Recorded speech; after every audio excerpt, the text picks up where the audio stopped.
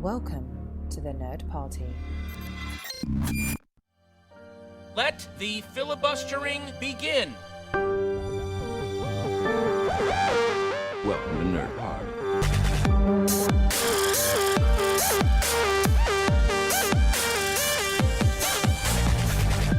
Hello and welcome to Filibuster 24. I'm your host for today's episode, Lee Hutchison. This episode is something very different but incredibly special.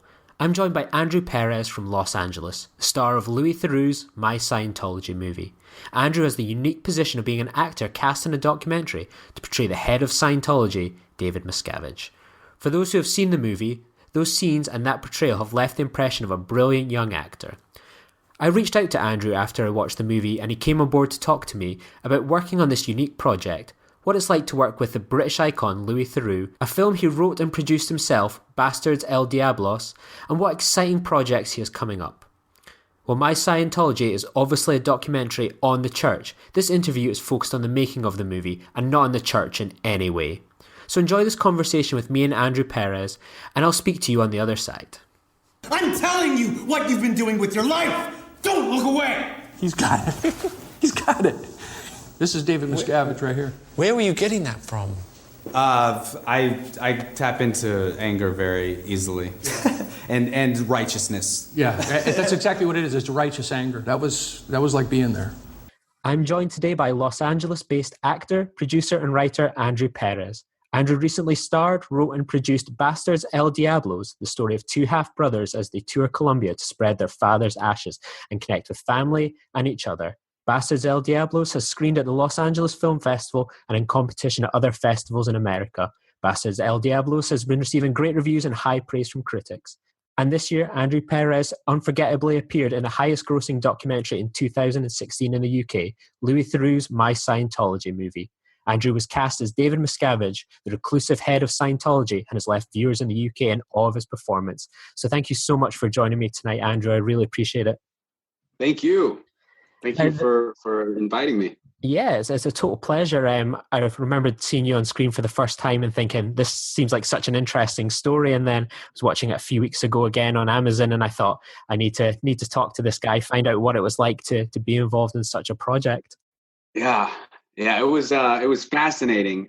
It's funny that you brought up Bastards y Diablos, because in a way I feel like both represent a kind of mixture that I love and that I kind of think is happening now in cinema with, I guess a mixture of documentary and drama in an interesting way. I mean, Louis' movie, Louis and John's movie is My Scientology movie. It's kind of takes a little bit of inspiration from An Act of Killing, that documentary about genocide, which it's a documentary in which there are reenactments, and I think that like the blurring of a documentary and drama is really interesting and progressive, and like the fact that I was in a documentary, in My Scientology movie, I'm basically just an actor in it,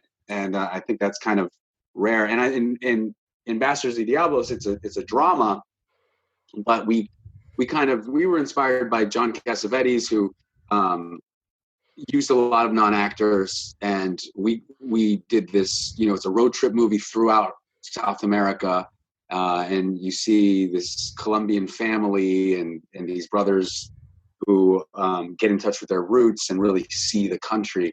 And we got a lot of footage of me and the other actor Dylan in character meeting these my real Colombian family. Actually, a lot of them participated in the movie, so it was very much kind of a Cassavetes family vibe.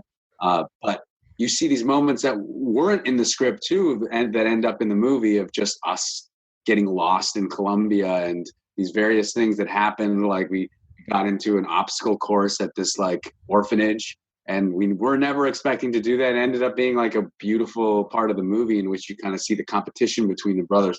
But anyway, I think that the mixture of documentary and like reality and fiction in film is something that is just starting to be explored. So I thought Louis' use of it was really cutting edge in my Scientology movie. It was awesome to be an actor in a Louis Theroux movie. I mean, what a dream. Yeah, that's one of the kind of the big things for me, that I was watching it thinking, like, the idea of a documentary where they're casting people, like, how does something like that kind of happen? Does it end up in the kind of the broadsheets? We're looking for people to star in a documentary, and, you know, you're flipping through kind of Variety or something, and like, oh, they're looking for people for this documentary. What was kind of the process of being kind of found for this movie and kind of auditioning? That we saw you kind of on screen auditioning, but how did you get to that stage where you were kind of with Louis and Marty Rathbun? Yeah, it was really low key. I mean, it was like they put it out and I submitted myself. So this is online, like Actors Access type stuff, which is like hit or miss. Like you never really know what you're going to get.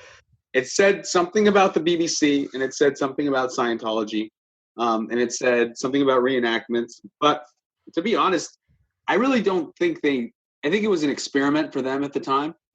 They definitely didn't say, this is Louis Theroux, this is Oscar-winning producer Simon Chinn. You know, they didn't put that in the casting notice. So it was low-key, and there were, you know, all types of actors who submitted themselves. And then when I showed up, you know, the Will, who was the awesome DP, he was already shooting people as we were walking in the door. So I was like, okay, I kind of feel like this is fun. Whatever this is fun. And so I went in as David Miscavige. I kind of walked in like with whatever I felt like was driving me in that scene. And then all of a sudden I was acting with Marty, and there was something about him that I just really, like, he had a way of speaking about Miscavige. I think just because of the fact that he knew him so well, it really spoke to me, and like kind of like everything he was saying, you don't really see the whole audition, but there was a time when he was just talking to me, and it felt like everything he said was just like hitting me deep, because I think because he said it with such conviction, and he was saying basically that you know, the stuff about this Nightline interview and just kind of inspiring my energy.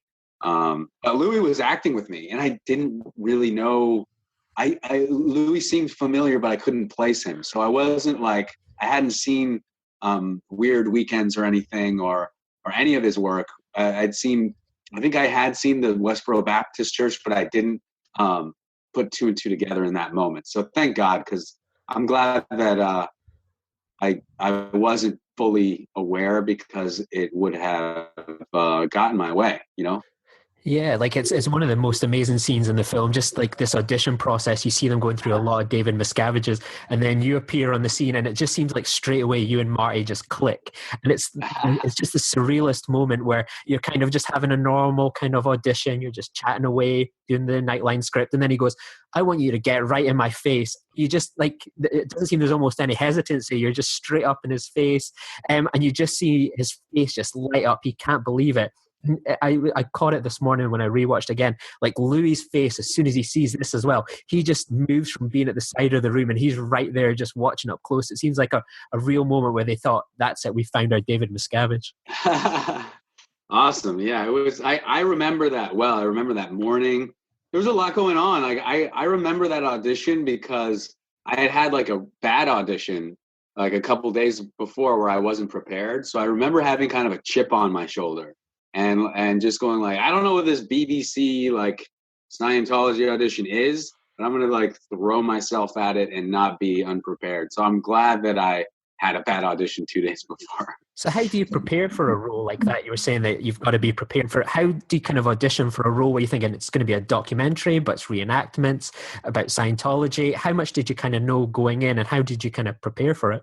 Well, I think I was really well suited for it, because I'm a big believer in not only preparation but flexibility, and that's what to do this kind of work, you really need flexibility, because there weren't rehearsals, there weren't I would often not really know what I was going to be doing other than the words I was going to be speaking. So I would have one day we did a bunch of monologues up against a red curtain, but I had no idea how we were going to shoot them, or if they were going to be shooting me while I'm off camera, you know, before the monologue, or what the process is going to be like. So I just had to be ready to inhabit the character, but understand that the playground could quickly change, and like the rug could be pulled, from under me, and I would just have to like flow.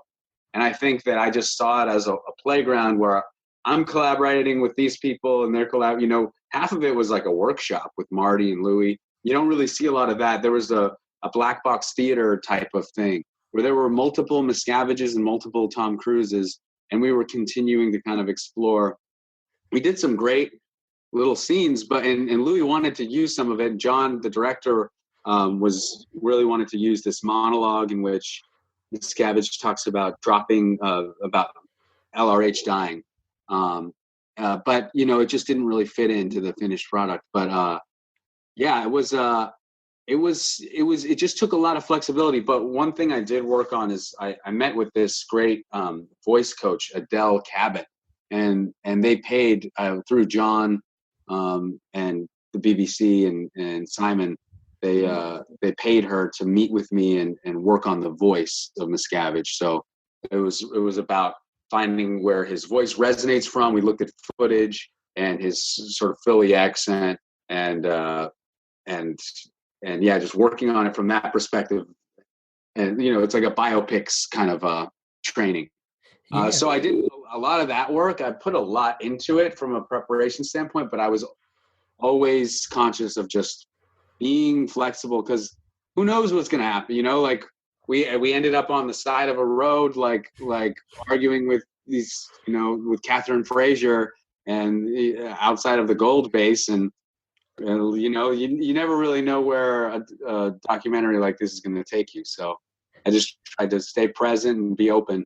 Yeah, there's a great bit where you're like, after you've been right in Marty's face, you're swearing at him. You go, it's so easy for me to go kind of switch right into righteous anger, that you've just been this kind of guy in the corner just doing your monologue, and then you're right in his face, and you can almost just click straight back in. Like, I find that quite easy to switch into. Has that been something that you've always been in your career, that you can righteous anger, as you say so well? I think that I've always connected to like idealism and people who really fight like a fight that they believe in, whether it's like a young soldier or a young political activist or a leader of a church or something. Like, I think that and then at the time, Bastards y Diablos, I wrote it and I was one of the producers on it.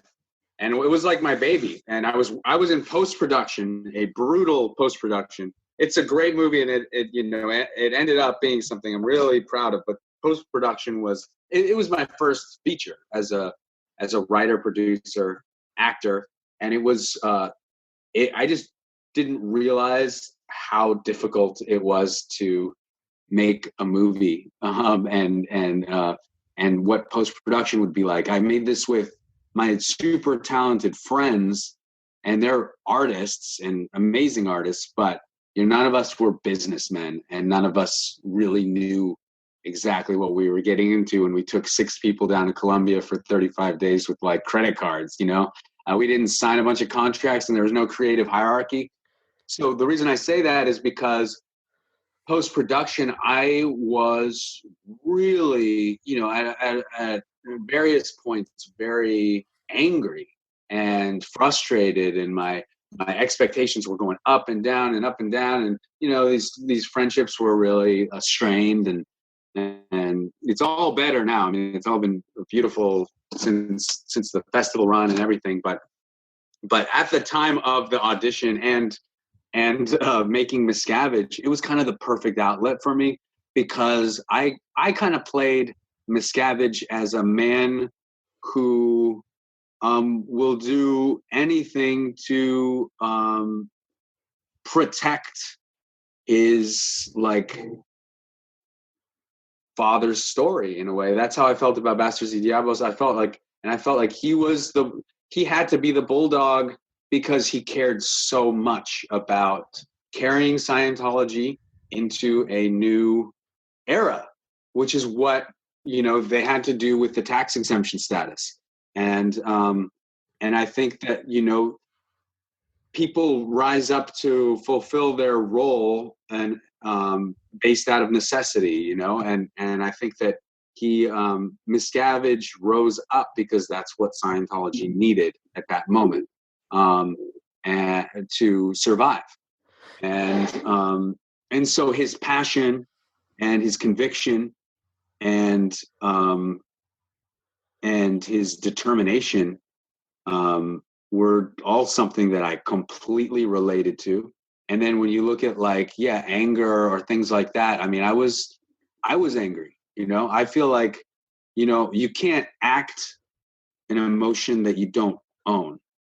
And if you separate yourself that way, then you're not embodying it, and you're not bringing your humanity to it. So I feel like, everything that I portray up there, it's like, I'm not going to put it on someone else and say, oh, that's just that. I think that, it's the Miscavige energy that I was like, that I received through direction, through the given circumstances of the scripts that I was given. But it's also, my emotions. I brought myself to the table. And at the time, I had a lot to be angry about. I was really frustrated dating a girl who was going through a lot of issues in recovery from alcoholism and stuff. And I think that I was going through a lot of stuff, and it was a great therapy to play that role. But yeah, I think that I can tap into anger. Yeah, it sounds like the role of a lifetime. It really does that, something that kind of, there it goes. It's a little BBC project. It really sounds like a role of a lifetime you landed. The funny thing is, I think that was an experiment for them too. They're like, well, we don't know what to do. Let's just see if there's some Miscaviges out there. And I think they really liked the fact that I reached out to Marty, through, and that that they found an actor that really took it seriously and really kind of threw himself at it. I think Louis was excited and slightly amused by it, me doing the Philly dialect or things like that. He was like, okay, all right, so we're working with an actor here, and he's going for it. And I think it was like a pleasant surprise for them to see that idea come to fruition. And I loved doing that, and it's a role I would gladly play again. But yeah, it was intense. It was intense. I had to recover a little bit. I had 3 weeks of just it was right before Christmas when we shot that last scene in the hole. And I remember just sleeping. I went home up north to the Bay Area, and I just slept a lot and just had to cool off. It must have been an interesting experience to be on the set, because you got to do more than kind of acting. You got a bit of a road trip with Louis and Marty, which is one of the kind of amusing scenes where there you are in the back seat between the two of them, sort of bickering away together. And the drill scene is brilliant as well, because then you see that tension between Louis and Marty again. And there seemed to be a lot of that popping up through the movie. And at the Q&A after the screening of the movie, Louis kind of mentioned that Marty had fallen out with the movie after kind of production wrapped on it, and they've not really been kind of keeping in contact after the movie. What was it like to be kind of involved but sort of at the sidelines to this kind of sideshow of Louis and Marty kind of bickering with each other, a bit of falling out, a bit of tension? I always think of the scene where Marty's like, oh, we're not going to go applaud this picture of L. Ron Hubbard. I've built them up to the scene, and you're wanting to have them applaud. And then everyone applauds anyway. It seemed very kind of a tense set from my point of view. Yeah. He was Marty was such an interesting guy, because there were so many things about him that I just really, I remember that moment, especially because I felt bad for clapping, and I was concerned about how things were hitting him. I always felt too that he had a sense of integrity to him. He wasn't there to gossip about Tom Cruise. That kind of stuff really got to him, and he wasn't about it. And he wasn't he wasn't there to bad talk Scientology, but I think that he had some ideas that he wanted to work out. He still really appreciated a lot of the courses and some of the ideas that spiritually that developed from doing the technology of Scientology, but and he was still practicing some of it. But I could tell that he was someone who was very much working out and processing still the years that he had devoted to this, the lessons that he had taken from it, and also his relationship to some of the things that I think negatively affected him. So that was interesting. And then, of course, being around Louis and just being an actor who's around Louis, I think he's brilliant, and he's very much like he is on screen, very kind, and just easily smart and funny guy. But he's been a friend, and John Dower as well. All the people involved, like Simon Chinn, who's an amazing producer, and John, the director, really gave me a lot of freedom.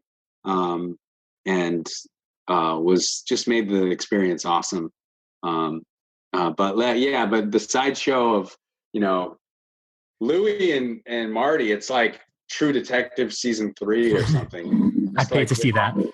Yeah, me too. I want to make that happen. I felt like, was it Donnie in The Big Lebowski? Like I'm like in the back seat of these two. Like it just felt, I could see the humor in it. Just seeing myself in the back seat with the suit on, and like what you don't see is that we went to In-N-Out Burger, which I thought was really funny. Which is like actually what they do in The Big Lebowski. They go to In-N-Out. That's right. So, but yeah, that was so funny just to be like, okay, I'm going to the Gold Base with Louis Theroux and Marty Rathbun. We're all driving there. They're shooting it. We're going to stop at In-N-Out. Like, it just felt like this surreal. The whole thing was like this surreal dream. And then to realize during the filming, I realized, oh, Simon Chinn is producing it. He produced Searching for Sugarman and Man on Wire, which are two of the best documentaries I've ever seen. And the top two most inspiring documentaries I've ever seen personally. So to know that I was working within that framework was so exciting to me. And so it just kind of inspired me to work harder. And but the whole experience was so surreal. It's like it's such a bizarre movie. I love it. Yeah. I think I'm really curious because here in the United States, there aren't that many people that I know that know Louis Theroux. So it's not like in the UK, but I think that's going to be also an interesting angle because I think people are going to really like it, and there's going to be a different expectation. In the UK, it's like, oh, here's the new Louis Theroux movie. I think here it's going to be like, oh, a new Scientology movie with these like, and it's bizarre with these like reenactments and this Louis Theroux guy. And I know that he's popular here, but it's nowhere near the UK. Oh yeah. Hopefully people start to see his work here. I think more of it should be available on Netflix out here. Oh yeah, like he's huge here in the UK. That when the release came out here, it was going to be like it was dotted around that it was on maybe a few days, but the night it was airing, it was a kind of simultaneous broadcast, like 8 o'clock at all these different cinemas all around the country, and I'm pretty sure nearly every single one of them was sold out. That we had 3 cinemas here in Edinburgh screening it. All 3 were sold out. The anticipation for this movie was if it was like kind of a superhero movie. And you certainly left an impression because whenever I mentioned to a couple of friends, I was like, oh, I'm going to be doing an interview with Andrew, the guy who played David Miscavige. Oh my God, he was really awesome and stuff. Like, oh, that's really cool. Nice. Like, you certainly left an impression that it was kind of sold out screenings that you would expect for the big blockbuster movies. And this is just a kind of documentary, and the highest grossing documentary in the UK this year. And it was only ever screened a few times at the cinema. But there's some cracking scenes. Like one bit I think is just hysterical when at the end of the road trip you end up at the Scientology production house, and you seem a bit nervous as like Louis kind of probing around the perimeter. Oh, should we be this close? And then the Scientology team come along and start filming, and you end up being the kind of cameraman. Like, are we okay to do this? And it seemed like quite a hysterical moment to land up in.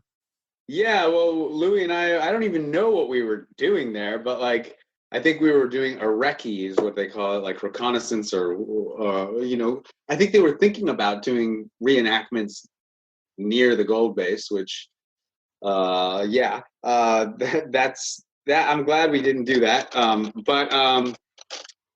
But all of a sudden these like floodlights near that like barbed wire fence go off, and like I'm like, oh man, like what is going on? And then that dude with the camera, right? He just like barks out of the bushes. And at that moment, it felt like a Lars von Trier movie. He's like, you have to get out of here. Get out of here now, or whatever he said. We'll call the cops.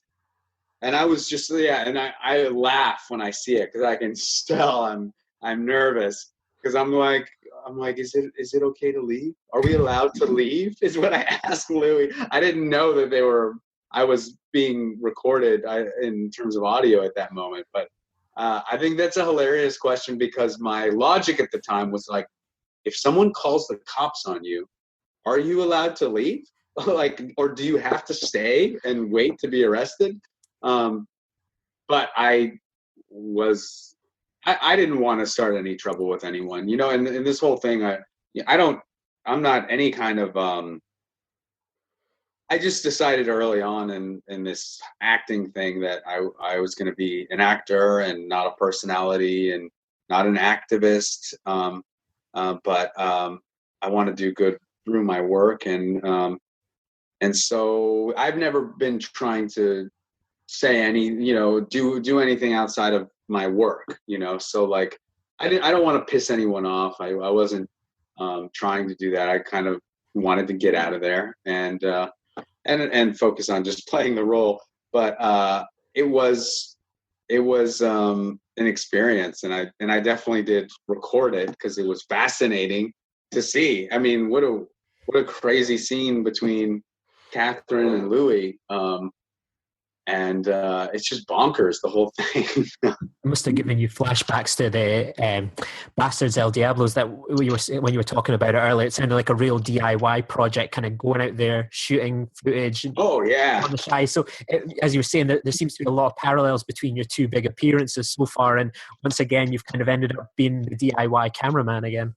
Yeah, it was, Bastards, we were 6 guys who took out like 30,000 in credit cards, brought a couple cameras, and it was like me and Dylan, who are the main actors. I'm the writer, he's the main producer, the director, AD Freeze, and then a sound guy, a camera guy, and Dylan's dad, who's like a Burning Man like traveler. And the 6 of us flew into Bogota, and we went to Medellin, Cali, Cartagena, Barranquilla, the coffee plantation region. We just traveled all around, and our whole plan of attack was just that we're going to be ninjas, and we're going to steal a movie everywhere we go. And like, we really did it. I mean, the whole movie was like that. It was like the Catherine Frazier thing, and it works. It's we managed to do it, but it's crazy to. I think every film should be an adventure, whether it's a documentary or a drama. I think there should be an aspect of the filmmakers having an adventure and doing something unexpected and a little bit dangerous and unforeseen. And did it give you like a great appreciation that you've gone from kind of, you wrote, produced, and starred in this movie, and then obviously you go into the Louis Theroux where you're the talent again? Did you certainly feel kind of more appreciative of the work that all the kind of the cast and crew were doing on the Scientology movie? Did you pick up anything that you're going to use in further projects when you were working on this movie? Oh, well, it's just like awesome to not have to worry about all that stuff, to just be the actor, which is what I always want to be. But, I'm primarily an actor. Every once in a while, there's like a story I have to tell, but there's a burden that comes with it. It's like Fitzcarraldo dragging a ship up the mountain.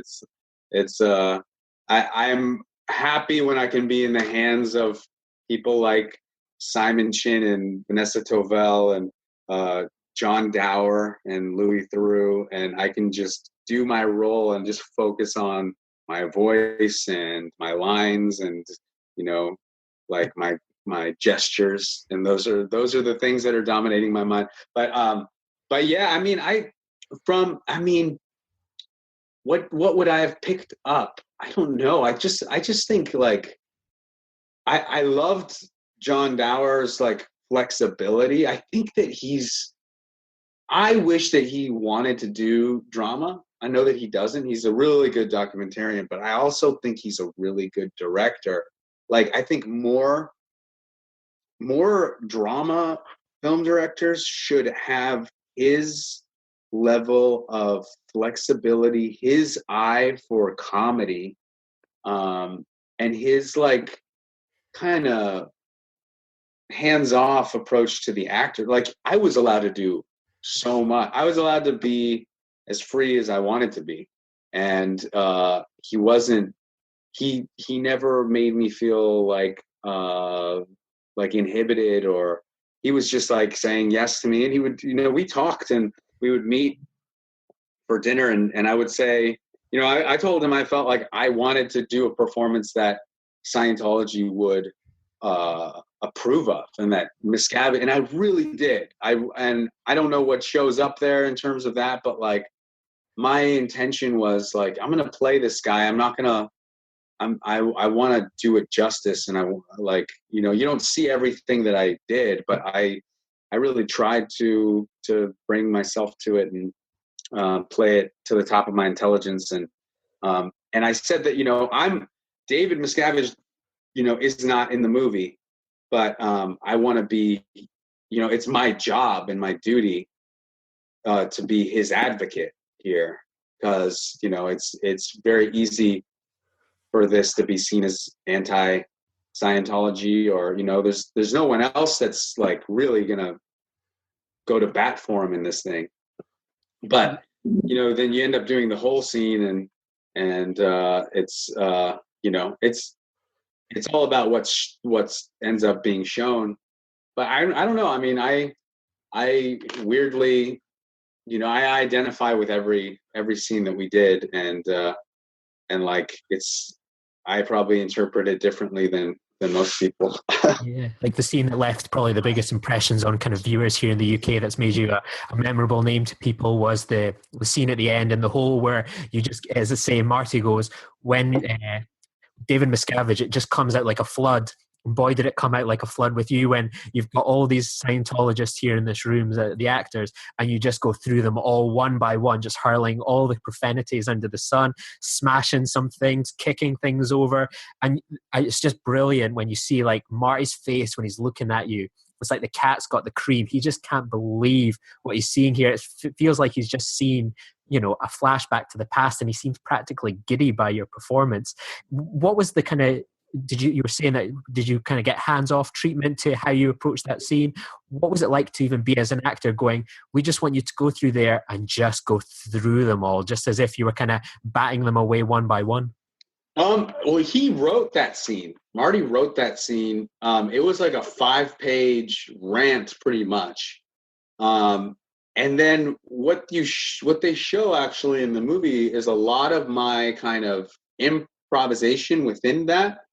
Because, I mean, if they showed the whole scene, we did it. It was one take, and I mean, I don't know how long that scene actually was, but they kind of like go through it in a nice way. They cut certain parts out, but like a lot of what they show is some improvisatory moments and of things that just happened. But he was, I think, if he seems giddy, I don't think he's used to like having a vision and writing it down and seeing it enacted. And I think it was like probably satisfying just for him to like be involved in casting me, to work with me, to be a playwright, and then to see it realized. I think there are darker ways to read into like his reaction, but I really do think it was as simple as that. I think it was just like seeing your baby come to life in a way. And that was a scene that he wrote, and I'm the actor he chose and worked with. And then he didn't really see me practice it. He just saw this one take, and he was like, yeah, that was it. That's, so I think it was fun for him. He was really supportive. I think that he's really into, acting and the arts. And I think if he chooses to like go down that path, he might find that he has it could bring him a lot of joy. I think it seemed like he really was into this aspect of the movie, and that it wasn't about deriving some pleasure at exposing Scientology more than it was about sharing something that's a story that's meaningful to him in a creative way, and seeing other creative people bring it to life. Talking of bringing it to life, what was it like to go to like the London Film Festival to see the film? Was that the first time you saw it there? To take this movie kind of abroad and screen it to the British public? What kind of Oh my God! It was like that was one of my best experiences in life. I was lucky enough when I was 18. I was cast in this play. It was all teens, and there was this well-known British actor who was my age at the time. He was 18. His name's Tom Mison. He was in. Well, now he's like the lead in the TV show here, where he plays Ichabod Crane. What's it called? Sleepy Hollow. Oh yeah. He's the lead in Sleepy Hollow, but he's a British actor. He went to drama school, and he was in Trevor Nunn's production of Hamlet with Ben Whishaw. Yeah. He was. He played Fortinbras, and I remember him like we were on, Instant Messenger, AOL Instant Messenger as like 19-year-olds, and he was like, "Oh man, this Ben Whishaw guy is awesome, and I love being in this production." I was, and we've fallen out of touch. But anyway, like that's I get so sidetracked. We went and performed at the Royal National Theatre as 18-year-olds. We were part of the first American teen company to perform at the Royal National Theatre, and that was like my first experience of London, and it was obviously incredible. Tom Stoppard presented us with this award, and it was, I was 18 and I was going to pubs and stuff. It was like my first time in Europe, and so I have fond memories of London. And then so to go back, years later with this movie, it was beautiful. I loved being at the London Film Festival. I think it was my favorite film festival I've ever been to. It's super classy, and they treat the filmmakers so well. Like they set me up in Bloomsbury or something, with a beautiful little hotel, and they got my brother a ticket my brother lives in Germany. I got him a ticket to the movie. Simon Chinn bought my ticket, my plane ticket. So I was like really taken care of. And then just being in that audience on opening night, they embraced the movie, and they had me come up onto the stage and gave me a round of applause. It was beautiful. It was really like a glorious moment just to I think it was like a turning point maybe in my career, it felt like. And I'm just proud of my work in it, and I love London. Like I just feel this this sense of like connection. Like every time I'm in London, it's like it's because of work, and it's received well, and I would love to go back to the UK, and I've been kind of working with an agent based in London. And so, yeah, I would love, especially right now, to return to the UK and act in something. So, if any Scottish film directors out there, or out in Ireland or England want to cast me in a movie, I'm willing. Sounds good. Well, hopefully this podcast will spread that far and wide. Yeah. So with Bastard El Diablos, to kind of finish up with this kind of session, that had a kind of film festival kind of circuit there in America. What's the kind of status of that film just now? Unfortunately, it's not available here in the UK or Europe yet. How's that movie kind of coming along? I know that you were doing some kind of crowdfunding for it as well a few months ago. It's not available here either. We've been on this festival run. We opened at Los Angeles Film Festival, and we had an awesome opening there. Got some great press, and then we did Ashland Independent Film Festival, San Diego Latino Film Festival, and Port Townsend Film Festival, and we won Best Feature and the Audience Award at Ashland. We got a jury commendation at Port Townsend, and the audiences have been really responding beautifully to it, and I know that there's a place for it. We are selling the movie right now, so we have a great sales rep, this Radioactive Giant, and he's been doing meetings. So right now he's working on selling it to a big international distributor, someone like an HBO or something like that, to get it out there and have like a worldwide release date. And after, if we'll kind of take it from there. I'm hoping that something hits. I think that I really feel proud of the movie. I think it would do really well in the UK too. From when I was in London for the film festival, I was talking about it to various people, and a lot of people said like, yeah, this would do so well in Europe. They love movies. Like, it's a very people have said it's very like French or something, because it's inspired by Cassavetes. It's very spontaneous and real, and shows Colombia. Is beautifully shot, and shows the real Colombia. There's something to be said for that, because like the narrative of Colombia worldwide is one that's the shadow of Colombia, which isn't really the true story anymore, or was never really the full story. The Colombian landscape is gorgeous. There's so many. It's so biodiverse, and the people are so warm and passionate and generous and present and beautiful. And we wanted to show those sides of it, the things that that make me proud to be Colombian, and not to deny the existence of all of the other shadow parts of it. But I think that people will be fascinated to see this. It's a very real character. It's a love story between two brothers that takes place in the midst of this awesome adventure through a very beautiful country. So it's I think that in Europe people will dig it. I want to make sure, that I would love for it to screen at a film festival in Europe, in the UK.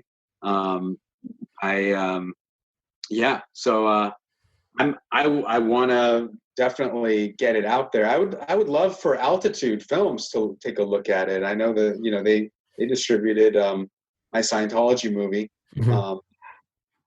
But I do think there's going to be a place for it, and I would love for it to get a theatrical run, because it's just like I say, it's really well shot. It's just a cinematic movie. As much as it's like Cassavetes, like, it's also like the director was really inspired by Terrence Malick. So Mm-hmm. they're like these like this visceral, luscious, mythological kind of cinema where you see like, it's very elemental. We'll have these very like honest kind of interactions, which are like awkward and kind of spontaneous and uncomfortable sometimes. But then we're like bathing in this like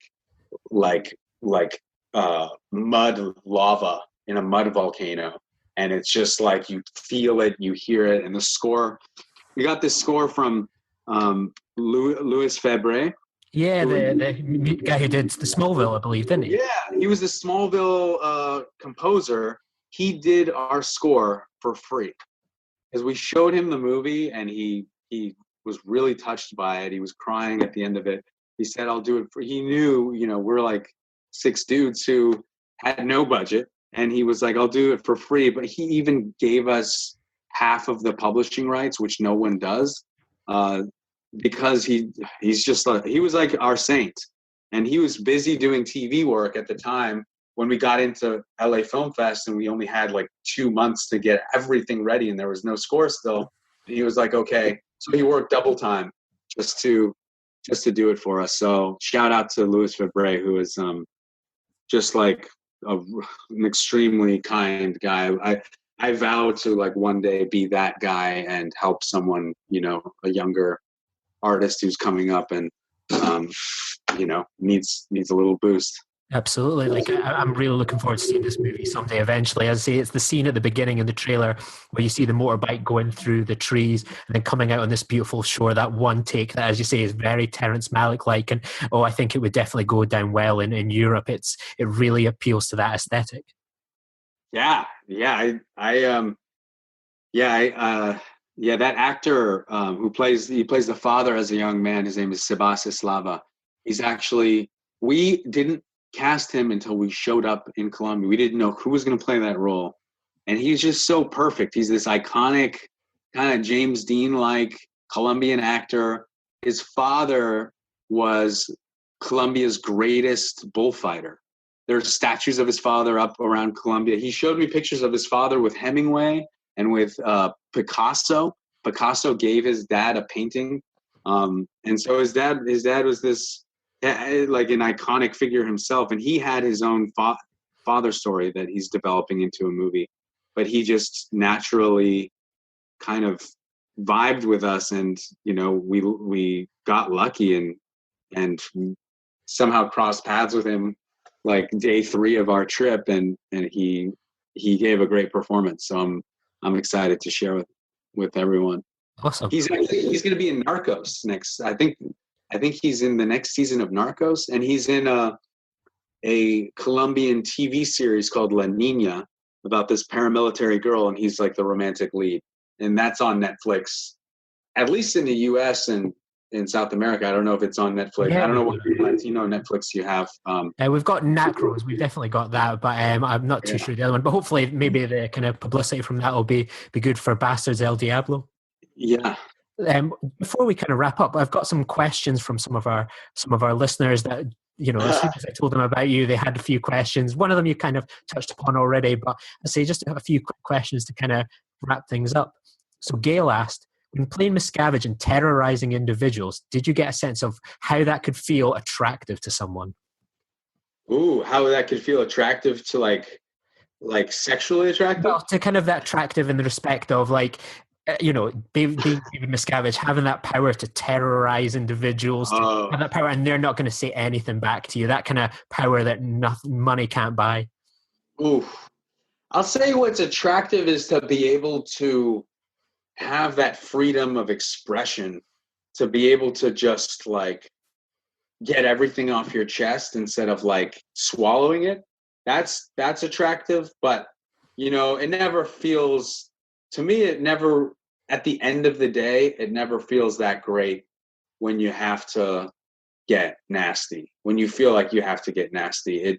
I don't know if I've ever not in a way regretted it, you know, like, or even on stage. It's funny that I played Lee Harvey Oswald in a play 2 years before doing this, and it felt like that.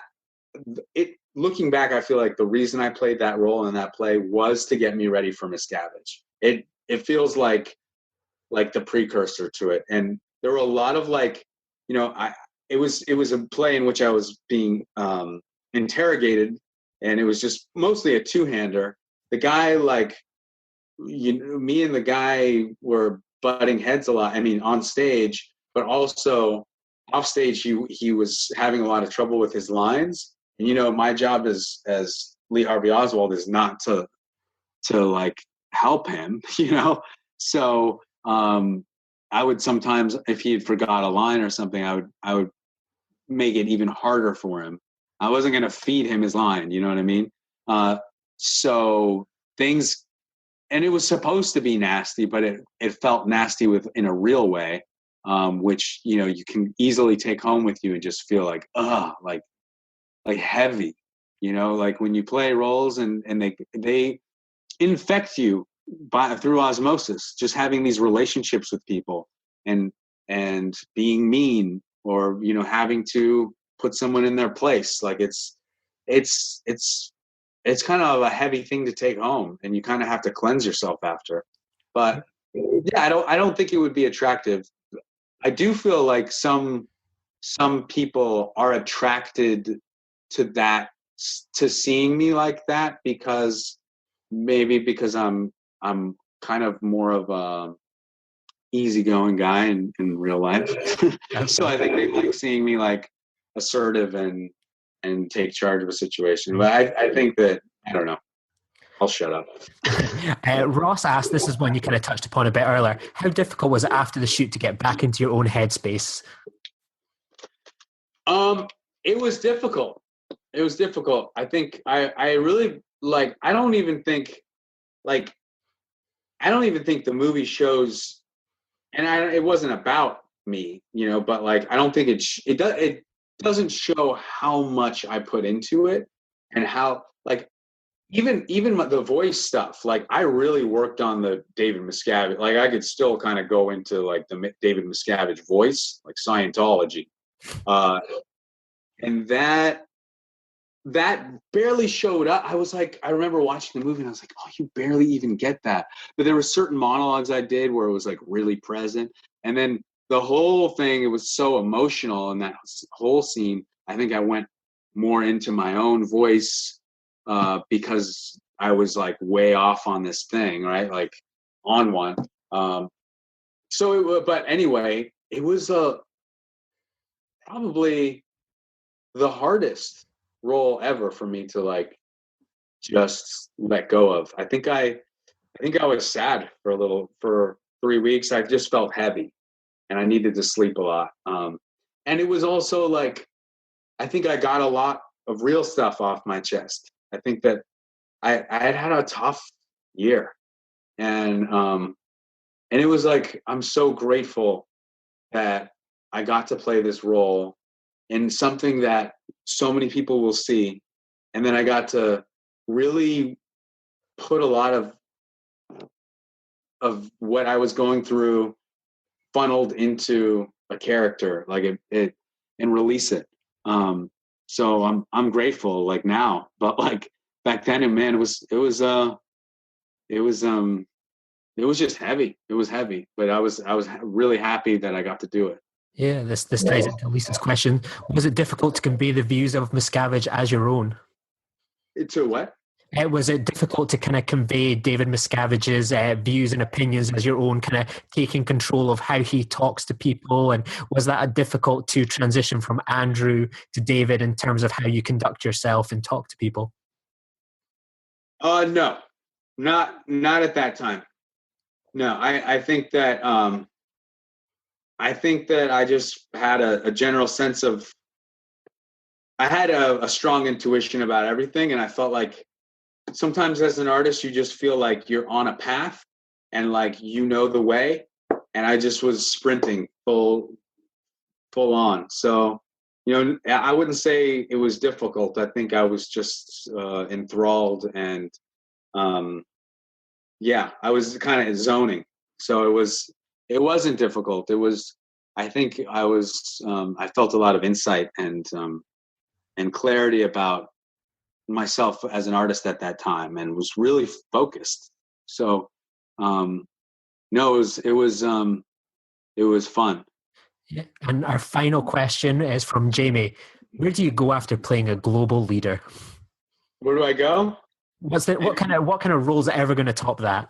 Oh man, how about Star Wars? Yeah, Star Wars. Yeah, there you go. Star Wars. There's a Star Wars movie every year, so you're bound to get one. Yeah, I know. That's where I go. I don't know.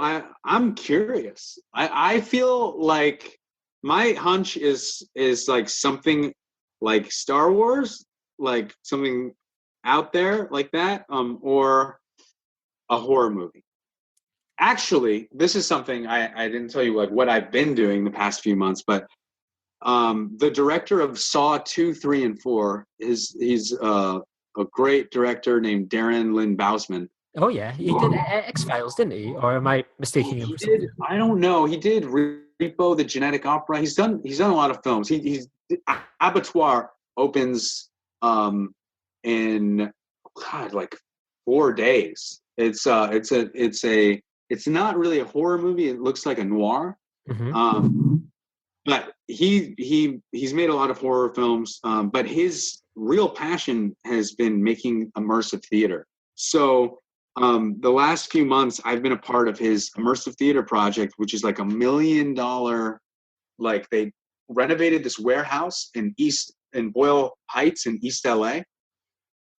And it's this huge warehouse in the middle of a really sketchy neighborhood. And they created in there this amazing set of like 40 different rooms. And what happens is if you sign up to be an audience member in this play, it's you go out to this location that they email you. You have to sign a waiver. They put you in a van with a hood over your head, and they drive you out to this warehouse, and then they bring you in, and you're processed into the OOA, which is a cult. And you go through, you have to sign, you have to basically sign this whole, you have to fill out this paperwork. You go through processing. And my role was, I was the changing room guy, Elder Jonathan. And so you're let in with a hood into this changing room with either two people or alone. And I talk to you, I rip off your hood, and I tell you to take your clothes off. And then you are changed into a white coveralls. And so the entire experience, it's a cult experience, and there are big elements of horror. And there are also, outside of just the theatrical experience, there's an ARG element, which is alternative reality game.